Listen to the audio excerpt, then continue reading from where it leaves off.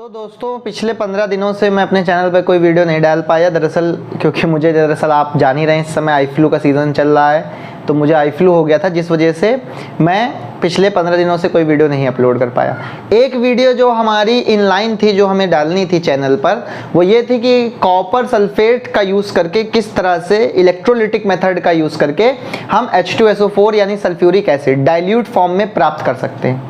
लेकिन आज जो मेथड मैं आपको दिखाने जा रहा हूँ, इसकी खासियत ये है कि इस मेथड से आपको जो एसिड मिलेगा वो अल्ट्रा प्योर मिलेगा। तो आप अगर चाहें तो उसे आप बॉईल करके कंसंट्रेट भी बना सकते हैं, कंसंट्रेटेड एसिड भी प्राप्त कर सकते हैं। इसके पहले भी मैंने इस तरह का एक वीडियो चैनल पर डाला था, लेकिन उसमें दरअसल मैंने कार्बन के इलेक्ट्रोड का यूज़ किया था, इसलिए जो एसिड मुझे मिला था वो इतना प्योर नहीं था।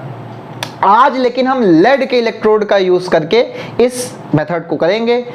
वो वीडियो मैंने करीब 1 साल पहले चैनल पर हमारे सबसे पहला वीडियो था। ये वीडियो जो है लेकिन वो हम लेड इलेक्ट्रोड का यूज़ करके बना रहे हैं। तो इससे मिलने वाले एसिड को आप कंसंट्रेट भी कर सकते हो। ये अल्ट्रा प्योर क्वालिटी का एसिड आपको यहाँ पर मिलेगा। ठीक है, तो आप बने रहें चैनल पर और मैं इसे आपको समझाता हूँ कि आप किस तरह से इस वीडियो में हम इस एसिड को बनाएंगे। ठीक है, चलिए हम शुरू करते हैं। अब देखिए इस मेथड के लिए हमें क्या क्या चीज़ें चाहिए। हमें यहाँ पर देखिए कॉपर सल्फेट के क्रिस्टल्स चाहिए। तो देखिए जो कॉपर सल्फेट के क्रिस्टल है हमारे पास, वो बहुत ही प्योर फॉर्म में है यहाँ पर।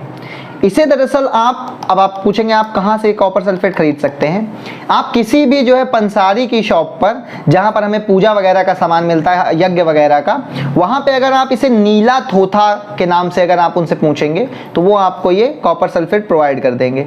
लेकिन एक बात मैं यहाँ कहना चाहूँगा कि ये जो कॉपर सल्फेट है दरअसल ये मैंने डायरेक्ट जो शॉप से ख़रीदा है वो नहीं यूज़ किया है। क्यों? क्योंकि उसमें कुछ ना कुछ बच्चों क्या होते हैं कि मिट्टी के कण भी मिले हुए होते हैं। तो अगर आप उसका यूज़ करके इलेक्ट्रोलिसिस करेंगे तो आपको अल्ट्रा प्योर एसिड नहीं मिलेगा। तो मैंने सिंपली किया क्या, मैंने उस एसिड इस कॉपर सल्फेट का रिक्रिस्टलाइजेशन किया, इसको मैंने वापस से क्रिस्टलाइज किया। इसके ऊपर हम फर्दर एक वीडियो बनाएंगे कि आप कैसे भी किसी भी सॉल्ट को या किसी भी क्रिस्टलाइन सॉलिड को क्रिस्टलाइजेशन के प्रोसेस से प्योर फॉर्म में प्राप्त कर सकते हैं। तो हमने इसे रिक्रिस्टलाइज किया और यहाँ पर मेरे पास कॉपर सल्फेट है। अब ये कितना है अभी ये आपको मैं बता दूंगा। एक चीज़ और, जो कैलकुलेशन है इस वीडियो के वो मैं इसके डिस्क्रिप्शन में डाल दूंगा, तो उससे आप ये पता कर सकते हैं कि आपको परसेंटेज कॉम्पोजिशन में कितना यील्ड होगा H2SO4 का। वो मैं इस वीडियो में इंक्लूड नहीं कर रहा हूँ, just for the sake of simplicity, जिससे ज़्यादा से ज़्यादा लोग इस वीडियो का फ़ायदा उठा सके। तो अब देखिए सबसे पहले हमें क्या करना होगा, हमें कॉपर सल्फेट का सोल्यूशन बनाना होगा, देन उसे हम इलेक्ट्रोलाइज करेंगे। तो अब देखिए कॉपर सल्फेट को हम मेज़र करते हैं सबसे पहले कि हमारे पास यहाँ कितना कॉपर सल्फेट है। तो सबसे पहले इसे मैं ऑन करता हूँ। अब यहाँ पर हम फिल्टर पेपर का यूज़ करेंगे। अब देखिए इसे हम टेयर कर देते हैं यहाँ पर। अब हम अपने कॉपर सल्फेट के क्रिस्टल्स को देखिए यहाँ पर मेज़र करते हैं।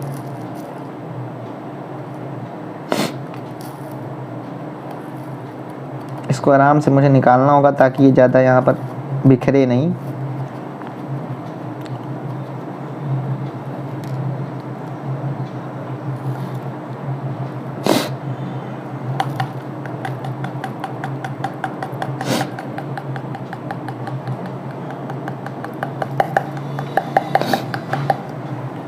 तो अब आप देख सकते हैं कि हमारे पास यहाँ कुछ 7, अभी आपको मैं बताता हूँ ज़रा 1 मिनट। काफ़ी सारा ये मेरे पास इसके अंदर लगा भी रह गया है, लेकिन इसको हम नहीं यूज़ करेंगे फर्दर।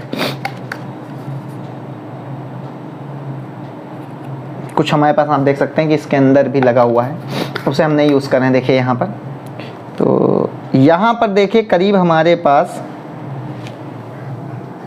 31.90 ग्राम, यानी आप अप्रॉक्सीमेटली कह सकते हैं 32 ग्राम कॉपर सल्फेट है। तो इसका हम यहाँ पर देखिए यूज़ कर रहे हैं 32 ग्राम कॉपर सल्फेट का। आप चाहें तो और ज़्यादा भी यूज़ कर सकते हैं, वो डिपेंड आप पर करता है कि कितना। लेकिन हम यहाँ पर 250 ml के फ्लास्क का यूज़ करेंगे।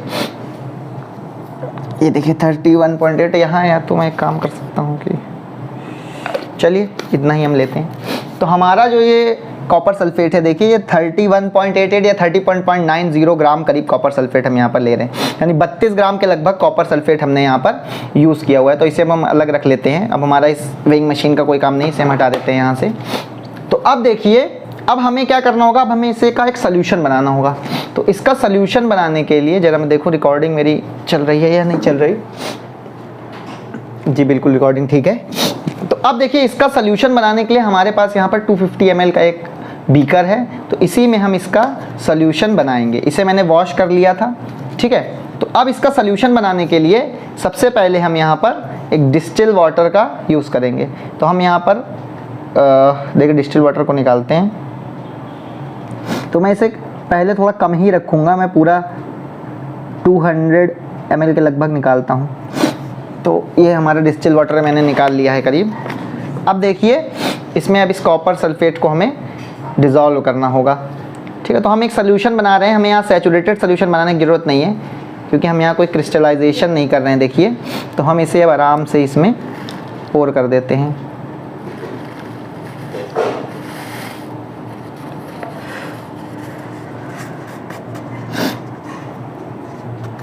इसमें काफ़ी सारी वो भी है, कोई बात नहीं खैर। तो अब इसका सोल्यूशन बना के हम इसे देखिए फ़िल्टर कर लेंगे एक बार।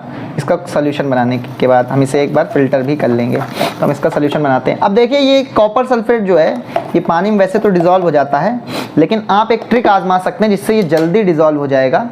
और वो ट्रिक ये है कि हम इसमें थोड़ा सा H2SO4 इंट्रोड्यूस कर देते हैं पहले से, ठीक है। इससे इसकी इलेक्ट्रिकल कंडक्टिविटी भी बढ़ जाएगी। तो ये H2SO4 मेरे पास प्योर H2SO4 रखा है पिछली बार के बैच से। तो ये देखिए थोड़ा सा मैं H2SO4 इसमें डाल देता हूँ।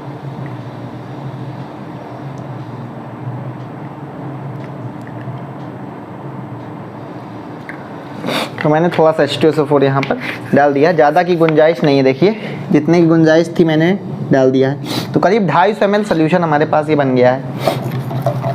अभी इसे हमें फ़िल्टर भी करना पड़ेगा। तो जब आप इसे अब डिज़ोल्व करेंगे तो आप देखेंगे कि ये कितना तेज़ी से डिज़ोल्व होगा। और एक काम आप और कर सकते हैं कि अपने रॉड से इसे आप क्रश भी कर सकते हैं पीछे से। तो जल्दी से मैं इसे डिज़ोल्व कर देता हूँ।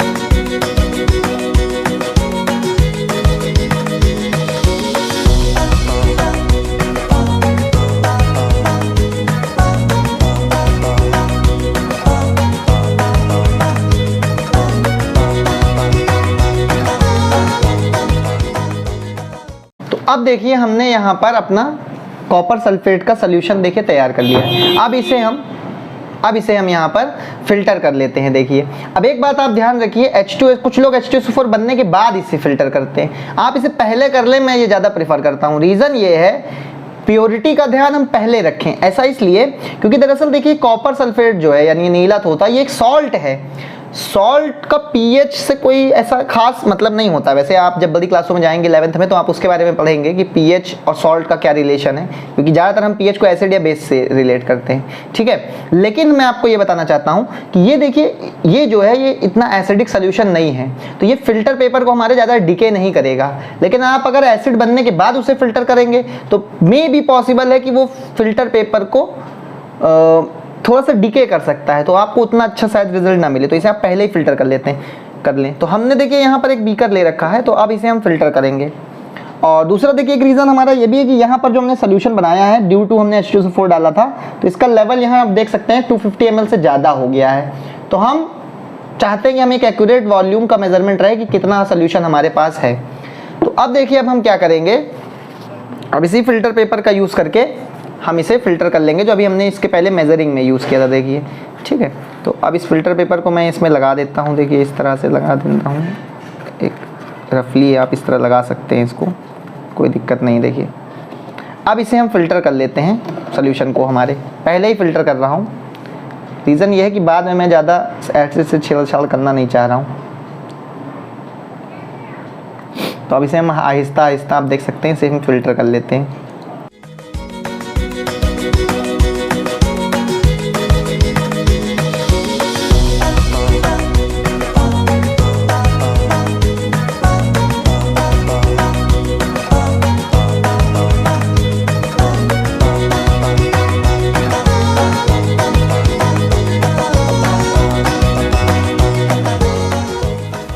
अब देखिए इसे हमने जब फिल्टर कर लिया है तो इसका जो फाइनल वॉल्यूम हमारा यहाँ पर निकल के आया है वो, इसे मैं रख के देखता हूँ कितना है, ये करीब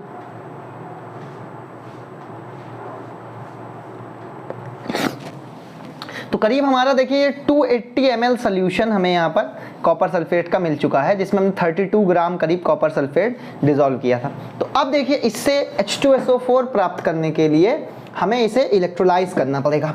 तो देखिए अब इलेक्ट्रोलाइज करने के लिए जो इलेक्ट्रोड हम यहाँ पर यूज़ करेंगे एज एन एनोड, वो हम लेड इलेक्ट्रोड यूज़ करेंगे। वैसे यहाँ पर जो मेरे पास इलेक्ट्रोड है ये लेड डाइऑक्साइड का इलेक्ट्रोड है। देखिए मैं आपको दिखाता हूँ, इसे मैंने यहाँ पर काफ़ी रैप करके रखा हुआ है क्योंकि जो है लेड के कंपाउंड बहुत खतरनाक होते हैं, तो जब आप इसे करें तो बहुत ही ध्यान रखें, ठीक है। ये देखिए ये हमारा लेड डाइऑक्साइड का इलेक्ट्रोड है। यहाँ पर ये जो आपको कोटिंग दिख रही ब्राउन, यही दरअसल लेड डाइऑक्साइड की कोटिंग है। तो लेड के कंपाउंड के साथ जब भी काम करें तो बहुत अच्छे से हाथ को धुलें, क्योंकि लेड जो होता है ये हमारी सेहत के लिए काफ़ी खतरनाक होता है, ठीक है।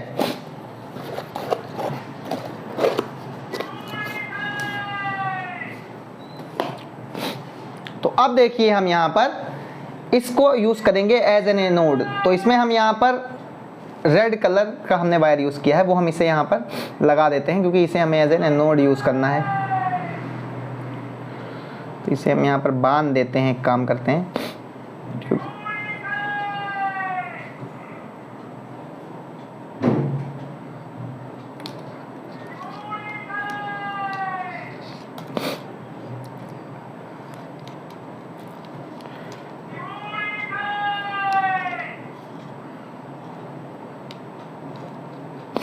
अब देखिए हमने इसे यहाँ पर हमने इसे इसमें डिप कर देते हैं, देखिए, क्योंकि ये इलेक्ट्रोड हमारा इसके इलेक्ट्रोलिसिस में यूज़ हो जाएगा। और देखिए हमने यहाँ पर एनोड के लिए तो हमने यहाँ पर लेड यूज़ कर लिया, और जो कैथोड है इसके लिए देखिए हमने यहाँ पर एक कॉपर इलेक्ट्रोड बना रखा है। तो इस कॉपर इलेक्ट्रोड को भी हम इसमें डिप कर देते हैं। अब इसे यहाँ पर देखिए हमें इस तरह रखना है ताकि ये दोनों इलेक्ट्रोड एक दूसरे को टच ना करें। तो इसलिए हम यहाँ पर एक क्लिप लगा देते हैं ताकि ये हमारा इसके वॉल्स को टच ना कर पाए।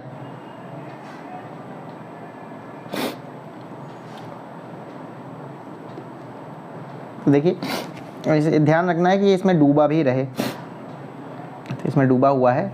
तो ये देखिए हमने दोनों इलेक्ट्रोड अपने लगा दिए हैं। चाहे तो हम यहाँ पे लेड इलेक्ट्रोड के पीछे भी लगा देते हैं क्लिप। तो लेड के कंपाउंड्स वैसे तो खतरनाक होते हैं, लेकिन आप इसका ध्यान रखें। तो ये देखिए अब हमने इसे यहाँ पर लगा दिया है। तो आप इसे थोड़ा लेटा भी सकते हैं ताकि ज़्यादा सरफेस एरिया कवर कर सके। जितना ज़्यादा सरफेस एरिया होगा उतना अच्छा है। वैसे हम इसे सीधा ही रख देते हैं, कोई ऐसी दिक्कत वाली बात नहीं है। तो इसे हम सीधा ही खड़ा कर देते हैं यहाँ पर लेड इलेक्ट्रोड को अपने। लेड को दोस्तों हम लोग हिंदी में शीशा कहते हैं, और ये हमारा सबसे भारी और सबसे भारी ऐसा एलिमेंट है जो कि स्टेबल है। इसके आगे आप अगर एटॉमिक नंबर में बढ़ेंगे तो जो एलिमेंट्स होते हैं हमारे वो रेडियो एक्टिव हो जाते हैं, वो आप जानते ही हैं। जो काफ़ी स्लिप हो रही है, तो इसे हम यहाँ पे सही तरीके से लगा देते हैं। तो ये हमने देखिए यहाँ पर हमने लेड इलेक्ट्रोड को लगा दिया है। अब देखिए अब हमें यहाँ पर एक वोल्टेज सोर्स की ज़रूरत चाहिए होगी, डीसी की। एसी पर आप इलेक्ट्रोलिसिस को नहीं कर सकते। तो यहाँ पर हमने वोल्टेज सोर्स की तरह एक चार्जर का यूज़ किया हुआ है, जिसके रेड आप देख सकते हैं यहाँ पर। तो अब इसे हमें इसमें कनेक्ट कर देना है सिंपली, ठीक है। पॉजिटिव को हमें लेड इलेक्ट्रोड के साथ कनेक्ट करना है, और नेगेटिव को हमें यहाँ पर कॉपर इलेक्ट्रोड के साथ कनेक्ट कर देना है। तो देखिए मैं यहाँ पर कनेक्शन कर देता हूँ। तो जैसे ही आप कनेक्शन करेंगे आप देखेंगे इसमें रिएक्शन होना स्टार्ट हो गई है। जरा इसको मैंने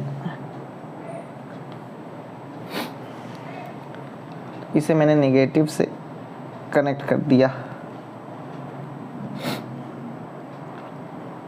आप देखेंगे कि ये रिएक्शन होना यहाँ पर स्टार्ट हो जाएगी, और धीरे धीरे कुछ ही घंटों में, अब इसे आप चाहे तो 24 घंटे के लिए छोड़ सकते हैं, या मिनिमम जब तक आप इसमें देख रहे हैं कि जब तक ये ब्लू कलर है तब तक आप इसे छोड़ दें। जब ये वाइट कलर ट्रांसपेरेंट कंपाउंड हो जाए उसके बाद इसे 2-3 घंटे के लिए और एक्स्ट्रा छोड़ दें ताकि ये पूरी तरह से हर एक आयन को चेंज कर सके यहाँ पर। तो ये देखिए यहाँ पर हमारी रिएक्शन स्टार्ट हो गई है, मुझे मालूम चल गया है। अब आप अगर ध्यान से देखें, मैं आपको पास से दिखा देता हूँ यहाँ पर। अब आप अगर गौर से देखेंगे लेड इलेक्ट्रोड के पास तो आपको नज़र आएगा, मैं इसे ज़रा फोकस करने की कोशिश करता हूँ। लेड इलेक्ट्रोड के पास तो आपको बबल्स आते हुए यहाँ पर दिखाई देंगे, देखिए, ठीक है। तो अब आपको ये कमेंट करके बताना है कि यहाँ पर ये कौन से बबल आ रहे हैं। और यहाँ पर अगर आप इस इलेक्ट्रोड के पास देखेंगे, यहाँ पर मैं कॉपर इलेक्ट्रोड पे से फोकस करने की कोशिश करता हूँ, देखिए नहीं हुआ ये फोकस ठीक से। तब आप अगर यहाँ भी देखेंगे तो यहाँ भी आपको दिखाई देगा। अब आपको यहाँ पर एक चीज़ का ध्यान रखना है कि आपको जो सोर्स यूज़ करना है वो कम वोल्टेज का यूज़ करना है ताकि करंट जो है वो आउट ऑफ कंट्रोल ना जाने पाए। और आपको यहाँ पर टेक्निकली एक मल्टीमीटर भी लगाना चाहिए, लेकिन अभी मेरा मल्टीमीटर दरअसल चार्ज नहीं था, इसलिए मैंने अभी मल्टीमीटर नहीं लगाया है। पर अब जब मैं इसके बाद आपको ये दिखाऊँगा कि क्या प्रोग्रेस हुई है इलेक्ट्रोड की हमारे सोल्यूशन की, तब मैं आपको दिखाऊँगा मल्टीमीटर लगा कर भी कि करंट जो है किस तरह से इसमें बढ़ेगा या घटेगा। एक चीज़ मैं यहाँ पर और कहना चाहूँगा जिससे आपको कन्फ्यूज़न हो सकता है। मैंने यहाँ पर कहा कि ये जो इलेक्ट्रोड मैंने यूज़ किया है ये लेड डाइऑक्साइड का इलेक्ट्रोड है। अब आपको ये कहाँ से मिलेगा? देखिए, आपको लेड डाइऑक्साइड का इलेक्ट्रोड अलग से लाने की ज़रूरत नहीं है। जब आप लेड इलेक्ट्रोड से भी सेम यही प्रोसेस करेंगे तो वो ऑटोमेटिकली आप देखेंगे कि लेड डाइऑक्साइड में कन्वर्ट हो जाएगा, ठीक है। और वो ब्लैक कलर का होता है, देखिए, लेड डाइऑक्साइड। लेकिन ये रखे हमारा इलेक्ट्रोड जो है ये इस तरह का हो गया है। अब आप इसके बाद मैं जब आपको मल्टीमीटर लगा के दिखाऊंगा तो मैं इसे दिखाऊंगा आपको। तो अब चलिए इसे हम 4-5-6 घंटे के लिए होने देते हैं, और जब ये फाइनली H2SO4 में कन्वर्ट हो जाएगा तब मैं आपको दिखाऊंगा कि ये किस तरह से दिखाई पड़ रहा है, ठीक है। तो अब चलिए इंतजार करते हैं 15-16 घंटे का। तो अब देखिए हमें इलेक्ट्रोलिसिस करते हुए करीब 24 घंटे का समय बीत गया है। अब आप देखेंगे कि कल जो सोल्यूशन आपको यहाँ पर ब्लू कलर का नज़र आ रहा था, इस समय वो जो सोल्यूशन है वो हमारा, इसको मैं ऑन कर देता हूँ, इसको मैंने बंद कर दिया था क्योंकि इस समय अब आप देखेंगे कि ये जो सोल्यूशन है ये पूरी तरह से ब्लू से वाइट में कन्वर्ट हो गया, क्योंकि हमारा H2SO4 जो होता है वो क्लियर ट्रांसपेरेंट होता है। तो ये अब आप यहाँ पर देख सकते हैं, दिख रहा है ना इसमें। तो ये देखिए यहाँ पर आप क्लियर देख सकते हैं कि ये हमारा H2SO4 तैयार हो चुका है यहाँ पर। तो देखिए अब हमें क्या करना पड़ेगा, अब हम इसे फिल्टर कर लेंगे, क्योंकि इसमें आप देखेंगे अगर ध्यान से तो नीचे कॉपर की इम्प्योरिटी भी आपको नजर आएगी। जो कॉपर इसमें था उसको इसने रिड्यूस कर दिया है प्रोसेस ने, कॉपर आयन से कॉपर में इसने रिड्यूस कर दिया है। और यहाँ पर आप देख सकते हो बबलिंग हो रही है काफ़ी तेज, ठीक है। और अगर आप यहाँ पर देखेंगे, अब मैंने जैसा आपसे कल कहा था कि मैं यहाँ पर आपको मीटर लगा के भी दिखाऊंगा, तो ये देखिए हमने यहाँ पर करंट का मीटर भी लगा दिया है। तो अब आप देख सकते हैं करीब आधा एम्पियर की करंट इसमें जो है चल रही है। मीटर जो है इसमें विजिबल होना चाहिए, ठीक है। तो ये हमारा करंट चल रहा। तो अब देखिए अब इस प्रोसेस को हम बंद कर देते हैं, यहाँ से इसे हम निकालते हैं। यहाँ पर हमने वोल्टेज सोर्स की तरह देखिए इस चार्जर का यूज़ किया था, ठीक है, क्योंकि ज़्यादा वोल्टेज का यूज़ करना ज़्यादा ठीक नहीं है। कम करंट पर अगर आप करेंगे तो ये प्रोसेस अच्छे से देखिए कंप्लीट हो जाता है। तो अब देखिए हम अपने इलेक्ट्रोड को अपने सोल्यूशन से बाहर निकालते हैं और आपको दिखाते हैं। तो अब अगर आप देखेंगे कि ये जो हमारा कॉपर का इलेक्ट्रोड था इसमें बहुत ही ढेर सारा कॉपर डिपॉजिट हो चुका है, काफ़ी सारा इसमें गिरा हुआ भी है, ठीक है। तो इसे हम अभी देखिए निकालते हैं। तो ये हमारा कॉपर है। और अब आपको मैं अगर लेड का इलेक्ट्रोड अगर अपना निकाल के दिखाऊं, देखिए जो कल आपको मैंने दिखाया था लेड का इलेक्ट्रोड, अगर आप देखेंगे ये मेरा जो लेड का इलेक्ट्रोड है, तो आप देखेंगे कि ये इलेक्ट्रोड ऊपर का अगर आप कंपेयर करें और नीचे का, तो देखिए ये इलेक्ट्रोड ब्लैक हो चुका है। रीज़न क्या है बच्चों कि यहाँ पर जो हमारा एनोड था इससे हमारी ऑक्सीजन गैस निकल रही थी, तो उस ऑक्सीजन गैस ने इस Pb को PbO में चेंज कर दिया, यानी लेड ऑक्साइड में। तो ये जो ब्लैक कलर का आपको कंपाउंड दिख रहा है वो लेड ऑक्साइड है। एक जरा मुझे पेपर दे दो, ठीक है। तो ये हमारा लेड ऑक्साइड है, ठीक है। तो इस तरह से अगर आप एक लेड का इलेक्ट्रोड भी यूज़ करेंगे इस प्रोसेस के लिए तो भी वो अल्टीमेटली हमारा लेड में ही, लेड ऑक्साइड में ही कन्वर्ट हो जाएगा PbO, ठीक है। और कुछ ये आप देखेंगे ध्यान से इसमें गिर भी गया है, खैर कोई दिक्कत नहीं है, कोई दिक्कत इसलिए नहीं है क्योंकि, अब रुकिए ज़रा मैं इसको रख देता हूँ बाहर निकाल करके, एक पेपर पे रखता हूँ क्योंकि यहाँ पर केबल ख़राब नहीं करना चाहता हूँ मैं अपनी। तो अब देखिए इन इलेक्ट्रोड को हम यहाँ पर निकाल देते हैं। तो इसे हम यहाँ पर रख देते हैं, देखिए निकाल कर। कुछ एसिड भी हमारा इसमें लगा हुआ है, खैर कोई बात नहीं। तो अपने इलेक्ट्रोड को फ्री कर देते हैं, तब हम आपको दिखाते हैं। देखिए ये ब्लैक कलर का देखिए हमारा कंपाउंड है, लेड ऑक्साइड। और लेड के कंपाउंड काफ़ी ज़्यादा खतरनाक होते हैं, तो इससे हमें थोड़ा सा सावधानी के साथ काम करना चाहिए। खैर यहाँ पर कोई दिक्कत नहीं है, इसे वापस लपेट के मैं रख दूंगा जैसा मैंने पहले रखा था। तो आप देखेंगे आप कि ये लेड काफ़ी तरह इसमें जम चुका है, लेड हमारा लेड डाइऑक्साइड।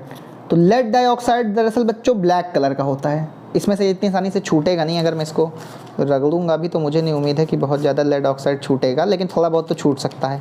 तो इसे बहुत ही सावधानी से डिस्पेंस कर देंगे, इससे ज़्यादा छेड़छाड़ हम नहीं करेंगे। तो इसे हम यहाँ पर रख देते हैं देखिए, और अपने मीटर को हम यहाँ से फ्री कर लेते हैं, हमें इसकी अब ज़रूरत नहीं है। तो इसे मैं यहाँ से हटा देता हूँ। ये वायर हमारा लेड के लिए यूज़ हुआ था, तो इन्हें हम यहाँ पर हटा लेते हैं देखिए।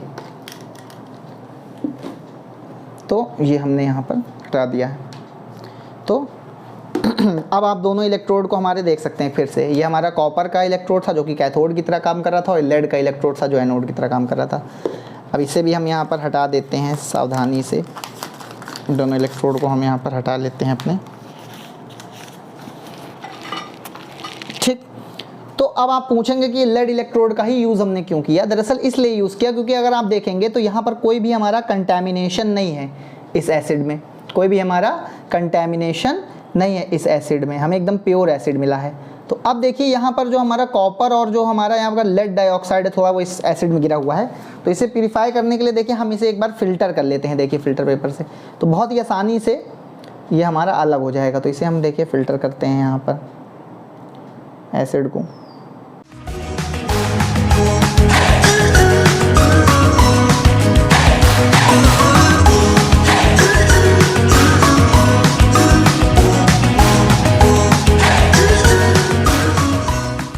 ये जो हमारा देखिए बचा हुआ है, ये मुझे बिना ग्लव्स के से नहीं टच करना चाहिए लेकिन कोई बात नहीं। ये देखिए ये जो हमारी चीज़ है ये प्योर कॉपर है, ये 100% प्योर कॉपर है।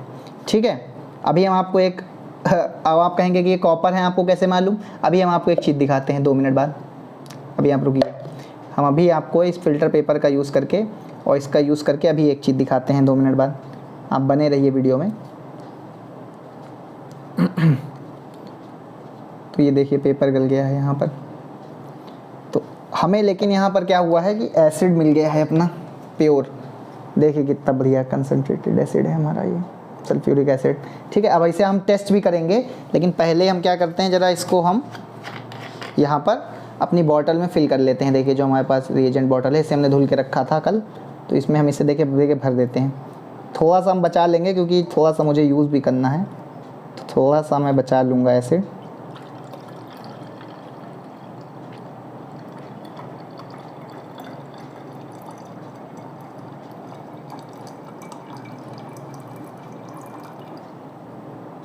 तो थोड़ा सा मैं इसमें, तो मैंने 2-4-5 ml देखिए एसिड बचा लिया है, ये हम यूज़ करेंगे। और ये देखिए बढ़िया हमने H2SO4 बना दिया। तो अब हम आपको देखिए ये चीज़ प्रूफ करके दिखाते हैं कि ये H2SO4 ही है, कुछ और नहीं है। ठीक है, अब देखिए अब हमारे पास यहाँ पर थोड़ा सा pH पेपर है। देखिए इस pH पेपर का यूज़ करके हम आपको दिखाते हैं कि यहाँ पर ये जो बना हुआ लिक्विड है ये क्या एसिड है या नहीं है। देखिए, तो अब हम हल्का सा एसिड देखिए इसके ऊपर एक ड्रॉप हम यहाँ पर डालते हैं। देखिए, तो देखिए हम यहाँ पर एक ड्रॉप अगर हमने डाली, तो अब देखिए इसका कलर यहाँ पर अगर आप देखेंगे ध्यान से, तो इसका कलर देखिए अगर यहाँ मैच करिए तो रेड के लगभग इसका कलर है, ऑरेंज या रेड के लगभग। तो यानी कि ये एक हमारा एसिडिक सोल्यूशन है। देखिए मैच कर रहा ना, पीएच किसका देखिए लगभग ये बता रहा। ठीक है, और कई जगह ब्राउन भी हो रहा। तो ये हमारा एक एसिडिक सोल्यूशन। अगर हम इसको थोड़ा बॉयल कर देंगे तो यही हमारा कंसनट्रेटेड एसिड भी बन सकता है। ठीक है, तो इसका कंसनट्रेशन तो मैंने अभी नहीं निकाला। अब देखिए एक टेस्ट और है मैं जो आपको करके दिखाऊंगा। यहाँ पर देखिए हमने यही वाला जो एसिड था थोड़ा सा, ये हमने यहाँ पर टेस्ट ट्यूब में लिया है। अगर आपको भरोसा ना हो तो देखिए मैं इसमें मिला देता हूँ। तो हमने यहाँ पर थोड़ा सा यही वाला H2SO4 एसिड हमने यहाँ पर अपनी टेस्ट ट्यूब में लिया है। देखिए यही सेम एसिड जो हमारा यहाँ पर था, थोड़ा सा हम यहाँ पर लेते हैं। अब इसे देखिए हम वापस कन्वर्ट करने की कोशिश करेंगे कॉपर सल्फेट में। तो इसके लिए देखिए अब हमें थोड़ा सा कॉपर भी चाहिए होगा। तो हम यहाँ पर थोड़ा सा कॉपर अपने जो हमारे पास डिपॉजिट आया था उसी से हम थोड़ा सा क्या लेते हैं, कॉपर ले लेते हैं। देखिए इतना कॉपर तो बहुत ज़्यादा हो जाएगा, हम थोड़ा कम ले लेते हैं। तो ये देखिए हमने यहाँ पर क्या ले लिया है, ये कॉपर हमने यहाँ पर ले लिया है। देखिए ये कॉपर हमने यहाँ पर डाल दिया। अब देखिए अब अगर हम इसमें, अब हमें क्योंकि देखिए ऐसे डायरेक्टली तो ये डायरेक्टली तो हमारा यहाँ पर दिख रही टेस्ट ट्यूब, ये डायरेक्टली तो हमारा कॉपर रिएक्ट नहीं करेगा H2SO4 से, हमें यहाँ पर एक ऑक्सीडाइजिंग एजेंट इंट्रोड्यूस कराना पड़ेगा। तो देखिए एज एन ऑक्सीडाइजिंग एजेंट हम यहाँ पर H2O2 यहाँ पर थोड़ा सा इंट्रोड्यूस कराते हैं। देखिए थोड़ा सा H2O2 हम यहाँ पर डालते हैं एज एन ऑक्सीडाइजिंग एजेंट, और फिर हम इस टेस्ट ट्यूब को थोड़ा सा हीट करने की कोशिश करते हैं, ताकि ये देखिए हम यहाँ पर थोड़ा और डाल देते हैं। तो अब इस टेस्ट ट्यूब को अगर हम थोड़ी देर ऐसे ही छोड़ देंगे तो आप देखेंगे कि कुछ देर में ये हमारा जो रिएक्शन है ये होने लगेगा। देखिए तो इसे हम हीट करने का कुछ देखिए जुगाड़ करते हैं। तो अब देखिए हमारे पास यहाँ पर एक स्प्रिट लैंप है, हमारे स्टूडेंट यहाँ पे हेल्प कर रहे हैं। इसे हम जला करके देखिए गैस ऑन कर देते हैं यहाँ पर, तो लगाओ और लगाओ। ये देखिए हमने यहाँ पर स्प्रिट दिख रही, इस लैंप लौ दिख रही। अब देखिए इसे हम हीट करते हैं। इसमें हमने H2O2 डाला है, सॉरी हाँ हाइड्रोजन पेरोक्साइड डाला है, और जो हमने एसिड बनाया था वो डाला है, और थोड़ा कॉपर डाला है। तो अब देखिए इसे हम हीट करते हैं। तो देखिए हम इसे थोड़ा सा हीट कर रहे हैं।